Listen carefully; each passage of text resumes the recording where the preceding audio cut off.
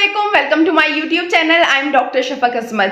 आज मैं बात करूंगी कि बच्चों को जब कॉन्स्टिपेशन या कब्ज का इशू होता है तो उसके लिए आप लोगों ने कौन सी ऐसी चीजें यूज करनी है कि जिससे बच्चे का कब्ज जल्द से जल्द रिलीफ हो सके। क्योंकि जब भी बच्चों को कब्ज होता है वो बहुत ज्यादा चिढ़ जाते हैं, खाना पीना वो वैसे ही छोड़ जाते हैं, और इसके अलावा उनको गैस पास जब कर रहे होते हैं उसमें तकलीफ होती है, या वो स्टूल पास करने की कोशिश करते हैं तो तकलीफ होती है, या स्टूल के साथ ब्लड आता है।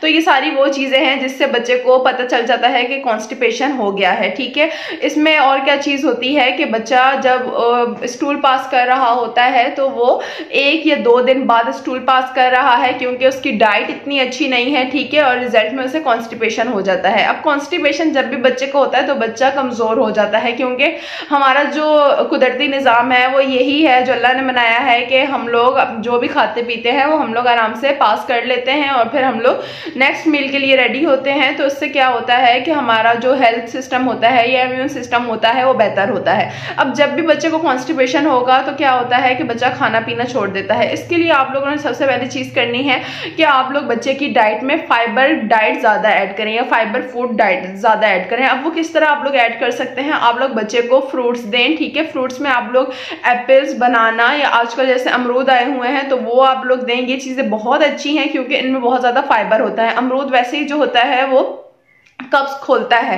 ठीक है ना, अगर बच्चे को कॉन्स्टिपेशन है तो आप लोग उसे अमरूद दें दिन में 1 से 2 मरतबा, तो वो बहुत ज्यादा हेल्पफुल होता है। बच्चे को बनाना दें, वो भी बहुत ज्यादा अच्छा होता है, और सबको पता ही है कि एप्पल में सबसे ज्यादा फाइबर पाया जाता है। इसके अलावा वेजिटेबल्स में भी आप लोग काफी चीजें दे सकते हैं। ठीक है, लाइक पोटैटो आप दे सकते हैं, इसके अलावा पालक वगैरह दे सकते हैं। आजकल जैसे मौसम में गाजर आई हुई है तो आप बच्चे को वो भी काट कर दे सकते हैं, बच्चा वो भी शौक से खाते हैं। ठीक है, तो ये सारी चीजें हैं जो कॉन्स्टिपेशन को रिलीव करती हैं। इसके अलावा आप लोग अपने बच्चे की डाइट में दलिये का इस्तेमाल करें। ठीक है, गंदम का दलिया कब्ज कुशा होता है। ठीक है, वो कब्ज फौरन खोलता है। गंदम का दलिया आप ऐड कर सकते हैं, जौ का दलिया ऐड कर सकते हैं। अब जैसे आहिस्ते आहिस्ते सर्दियां आ रही हैं, पंजाब के इलाकों में तो आ चुकी है सर्दी, लेकिन जैसे सिंध में अभी नहीं आई है, लेकिन फिर भी जो पंजाब वाले लोग हैं वो बच्चे को सूजी भी दे सकते हैं। ठीक है, सूजी का आप लोग खीर बना कर दें, वो बच्चे के लिए बहुत ज्यादा अच्छी है।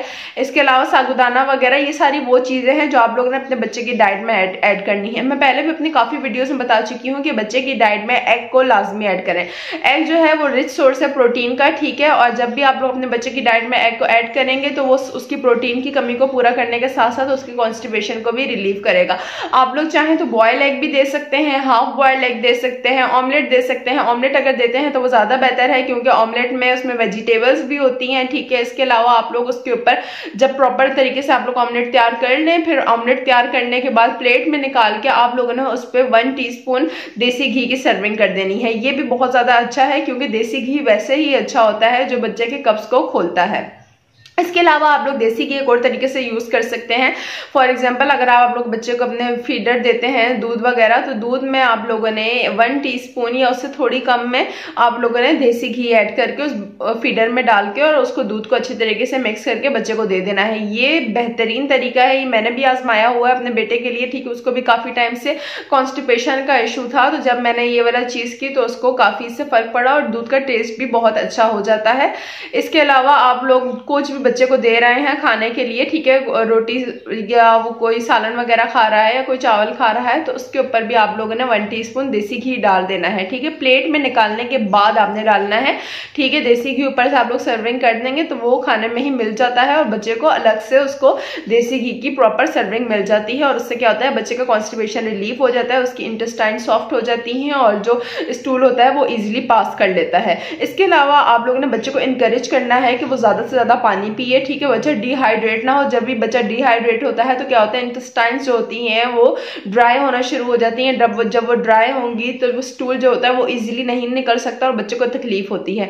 इसके अलावा एक और चीज होती है कि जैसे जैसे बच्चे बड़े हो रहे होते हैं तो वो खेल में इतने अपने बिजी होते हैं कि उनको जब अर्ज भी होती है कि हमें बाउल मूवमेंट करनी चाहिए, ठीक है, यानी कि स्टूल पास करना चाहिए, लेकिन वो इस चीज को इग्नोर कर देते हैं क्योंकि उन्हें खेलने का होता है, वो रोक देते हैं। जब वो रोक देते हैं तो क्या होता है कि वो कॉन्स्टिपेशन में वो कन्वर्ट हो जाता है। फिर जब अगले दिन या उससे अगले दिन बच्चा स्टूल पास करता है तो उसको काफ़ी ज़्यादा तकलीफ होती है। तो आप लोग अपने बच्चे को बार बार इंकरेज करें और उससे बोलें, उससे बताएं कि आपको स्टूल पास करना है, आप जाएं वॉशरूम, या उसके लिए आप लोग पॉट वगैरह ले सकते हैं जो बच्चों के स्पेसिफिक होते हैं, ठीक है। अगर आप लोग बच्चे को पोटी ट्रेनिंग करवा रहे हैं तो आप लोग इतना बच्चे को ट्रेन कर दें कि उससे वो पॉटी उसमें आराम से बैठ के पॉट में कर सके, ताकि बच्चे को कॉन्स्टिपेशन का इशू ना हो, ठीक है।